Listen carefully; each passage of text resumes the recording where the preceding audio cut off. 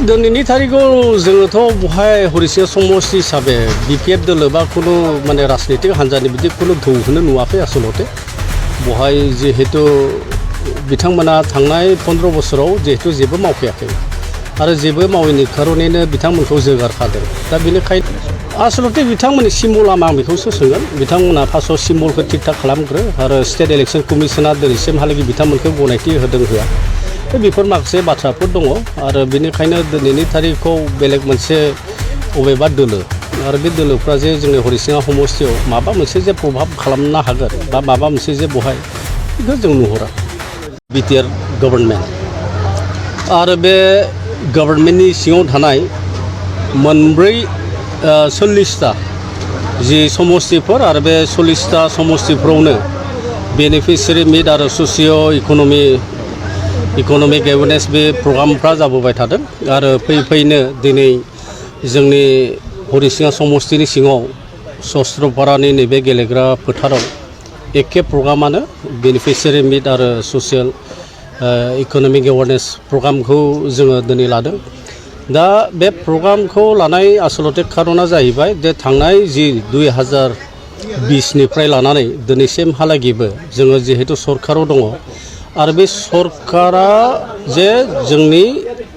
बेनिफिसियारिफोरनो बा रायजो राजाफोरनो मा स्किम्स होखो जेरै जोंनि धर्मीय अनुष्ठानफोर आरो बहाय जोङो आलारि सोरांनि दारै बेबायदि स्किम्स होदों बेनिफ्राय जि बा सेल्फ हेल्प ग्रुप माइनाव सोरां बेबायदि जोङो स्किम होदों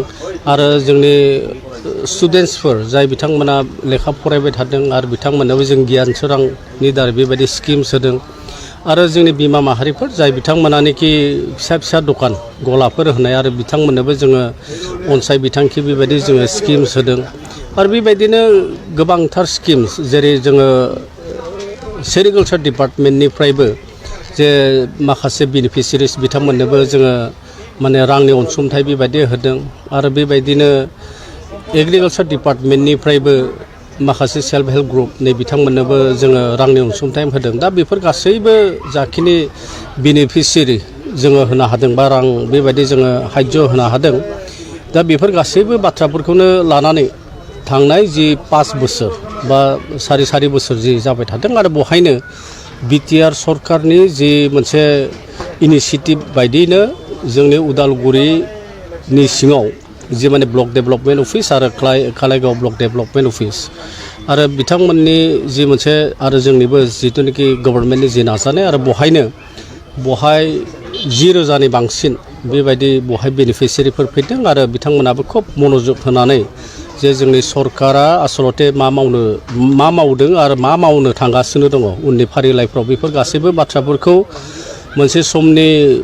बिपिएफ दोलोनि बा बिथाङा मोनसे समनि बिटिसिनिबो जि बारग' डिपुटि चिफमोन खाम्फा बरगयारि बिथाङा फैनानै बिथाङा खोब मोजां बाथ्रा बुंदों आरो लोगोआवनो जोंनि गसाइगावनि एमएलए जिरन बसुमतारी बिथांजों लोगोसे जोंनि क'क्राझार लकसभा सीटनि एमपि जोंहा जयन्त बसुमतारी आरो बेबायदिनो माधव सेत्री जोंहा पलिटिकेल एडभाइजार टु चिफ आरो एमसिएलए बिथांमोनाबो खोब मोजां बेबायदि रायजो राजानि गेजेराव बेनिफिसियारि जि मिट आरो बे मिटखौ खोब मोजांनो दिनै बिथांमोना फैनानै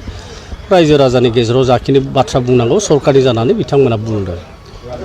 बेरेखा हान्जायाबो खोब स्ट्रंलि बुंबाय थादों जे बिथांमोना बे खेबाव जों सन्जय नार्जारिया जोंथ' माने जेबो पात्ता मोननाय नङा बिपिएफनिफ्रायबो बुंदों दिनैनि तारिखाव जोङोथ' बहाय हरिसिङा समष्टि हिसाबै बिपिएफ दोलो बा कुनु माने राजनितिक हान्जानि बिदि कुनु दौहोनो नुवाखै आसलते बहाय जिहेतु बिथांमोना थांनाय 15 बोसोराव जिहेतु जेबो मावखायाखै आरो जेबो मावैनि खारनैनो बिथांमोनखौ जोगारखादों दा बेनिखायनो नैबे 5 बोसोरावनो जे मोनसे ट्रेन्सफरमेसन आरो बेबायदिनो मोनसे सोलायनाय बेबायदि बिथांमोना नुबाय आरो बेनिखायनो रायजो राजा बिथांमोना दिनैनि तारिखआवबो फैबाय थानाय जि बिसायख'थि आरो बे बिसायख'थियावनो मानगोनां प्रमद बर' बिथां दैदेननाय जि इउपिपिएल आरो बे इउपिपिएलनो भट होनानै देरहासार खालामगोन आरो हरिसिङा समष्टिया जोंहा इउपिपिएल दोलो हिसाबैनो बहाय उद्धार जागोन गोदान पार्टि जिपिएफबो दायो स्ट्रंलि खामानि मावदों माबाफोर गोहोम खोख्लैगोन नामा फैबाय थानाय समाव आसलते बिथांमोननि सिम्बल आं बेखौसो सोंगोन बिथांमोना फार्स्टआव सिम्बलखौ थिक थाक खालामग्रो आरो स्टेट इलेक्शन कमिशना दिनैसिमहालागै बिथांमोनखौ गनायथि होदों होआ बेफोर माखासे बाथ्राफोर दङ आरो बेनिखायनो दिनैनि तारिखआव बेलेग मोनसे अबेबा दोलो आरो बे दोलोफ्रा जे जोंनि हरिसिङा समष्टियाव माबा मोनसे जे प्रभाब खालामनो हागोन बा माबा मोनसे जे बहाय बेखौ जों नुहुरा बिसायख'थियाव मा थांखिया नोंथांनि जागोन इसु हिसाबै लानानै रायजो एक नाम्बार इस्युसा जाहैबाय जे आसलते उदालगुरि हिसाबै जोंहा बिएड कलेजनि खोब माने गोनांथार बहाय गभर्नमेन्ट बिएड कलेजनि खोब माने गोनांथार मानो होनना बुङोब्ला जाय माने स्टुडेन्टसफोर बिए पास जाखांनायनि उनाव बिथांमोना मा खालामगोन मा थांगोन आरो जाय बिथांमोनानोखि मास्टार्स कमप्लिट खालामबाय बे बिथांमोना मा खालामहैगोन दा बेनिखायनो बहाय जुदि जोङो उदालगुरि जिल्ला हिसाबैनो जुदि बहाय मोनसे इन्टिग्रेटेड गभर्नमेन्ट बेबायदि बिएड कलेज जों जुदि मोनोब्ला बै जि स्टुडेन्टसफोर बिए पास एमए पास बिथांमोना बिएड जिथुनाखि डिग्री आरो बेखौ डिग्रीखौ लाखांनायनि उनाव उननि फारिलाइयाव जिहेतु पिजिटि आरो जिटि जिथुनाखि पस्टफोर एभेलेबल दं आरो बेफोरावनो ग्रोब बिथांमोना मा होनना बुङो साखरि बाखरि मोननो हानायनि मोनसे राहा लामाफोरखौ नोजोर होनानै जे इडुकेसन फारसे जुदि नायोब्ला आङो बेखौनो बुंगोन जे B Ed college government B Ed college लाबोनायनि जि मोनसे बेबस्था आरो बे बेबस्थाखौ जों खालामगोन आरो बिनि अनगायैबो बिटिआर सुक्तिनि माखासे दफाफोर थाबाय इडुकेसनेल इन्स्टिटिउसन्सफोर दा बे हरिसिङा समस्तिनि सिङाव जाहा Ambagaon पारामेडिकेल and nursing training institute दा बे कनस्ट्राक्सना गयिं अन आरो बेजों लोगोसे हरिसिङा इडेनबारियाव बहाय polytechnic and vocational training institute already बाजेटआव 40 crores बियो जोंहा सेंसन जाखाबाय आरो बेबायदि जोंहा एनआइटिनि मोनसे खोथा दङ नैबे बग्रिबारि जि मोनसे रेभिनिउ सार्कोलनि आन्दाराव आरो